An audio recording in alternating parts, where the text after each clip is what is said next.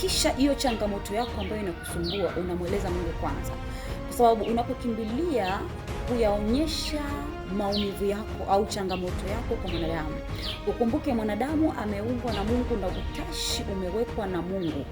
Hawezi kuwa na neno lolote la ziada la kukufariji au kitu chochote cha kukusaidia kama Mungu hajaamua huyo mtu akusaidie.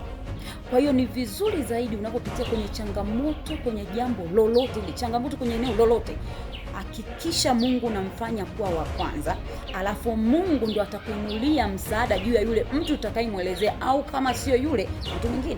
Kwa hiyo unapopitia jambo lolote, hakikisha Mungu unamfanya ni wa kwanza kuliko mwanadamu. Ukikimbilia kwa mwanadamu, Mungu atakuacha upate msaada kwa mwanadamu, na mwanadamu kumbuke hana msaada. Lakini unapomfanya kuwa Mungu kuwa wa kwanza katika lile jambo ambalo unapitia, unamfanya Mungu ainue huyo mtu kwa ajili ya kukusaidia. Niite Prophetess Esther Samuel, na Mungu wa mbinguni akubariki.